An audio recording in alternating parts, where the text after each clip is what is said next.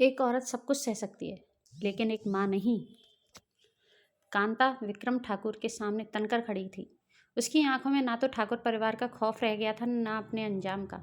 उसकी आंखों और चेहरे की दृढ़ता देखकर एक बार यूं तो विक्रांत का कलेजा कांपा, फिर कामनी के हाथ से निकल जाने का गुस्सा खून बनकर उसकी आंखों में बरसने लगा।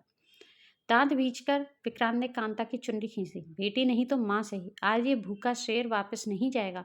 इससे पहले कि वो कोई और हरकत कर पाता, कांता का हाथ हवा में लहराया और विक्रांत की गर्दन धड़ से अलग हो गई।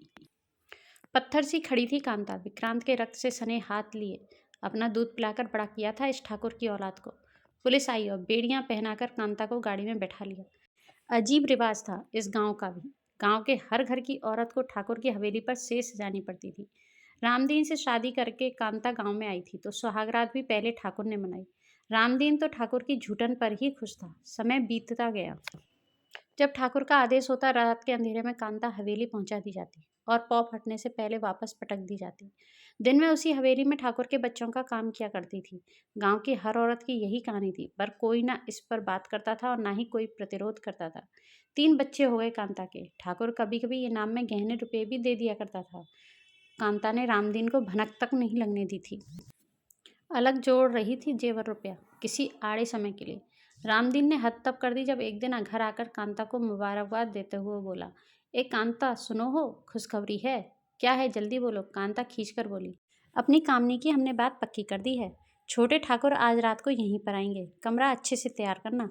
छी, कैसे बाप हो तुम? अपनी बेटी के बारे में इतने गंदे विचार तुम्हारे दिमाग में आए कैसे? कांता तो गुस्से से कांपने लगी थी।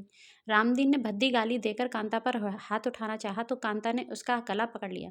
हाथापाई में रामदीन चौखट से जा टकराया और वहीं प्राण दे बैठा। कांता पहले तो सख्ते में आ गई, फिर मामले की गंभीरता समझकर रामदीन को कोठरी में छुपाया, अपने बच्चों को खेत में से ढूंढ कर लाई और सारी जमा पूंजी बड़े बेटे के हाथ में सौंप कर शहर की गाड़ी में बैठा दिया। बड़का 18-19 साल का हो चुका था। उसने माँ को भी साथ चलने के लिए कहा, पर कांता ने रामदीन का वास्ता देकर तीनों को हमेशा के लिए विदा कर दिया। खुद घर आकर पलंग पर चादर ओढ़कर जा बैठी। वो चाहती थी कि जब तक बात फैले बच्चे ठाकुर परिवार की पहुंच से दूर निकल जाएं। अब उसे किसी बात की चिंता नहीं थी। पुलिस नहीं पकड़ती तो ठाकुर साहब उसका बुरा हश्र करते, पर वो बच्चों की खातिर सारे कष्ट सहने को तैयार थी।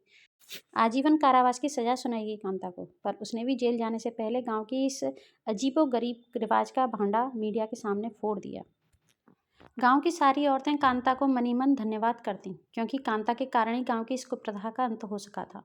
10 साल हो गए कांता को जेल में। एक दिन जेलर ने आकर कहा, ए डोकरी, तुझे मिलने कोई आया है। हैरानी से भरी कांता फाटक के बाहर आई तो उसका भरा पूरा परिवार उसे लेने आया था। बड़का, छोटू और कामनी सब ब्याहे ठियाए अपने पति और पत्नियों के साथ कांता को बुलाने आए थे। उसकी सजा पूरी हो चुकी थी। अपने बच्चों का हाथ थामे कांता चल पड़ी अपने अंतिम कुछ दिन सुकून से सपरिवार बिताने। फ्रेंड्स, आपको ये कहानी कैसी लगी? अगर पसंद आई हो तो इसे लाइक शेयर जरूर करें। चैनल सब्सक्राइब कर लें, बेल आइकन प्रेस कर लें, जिससे कि आपको आने वाली न्यू स्टोरी का नोटिफिकेशन मिल सके। Thank you.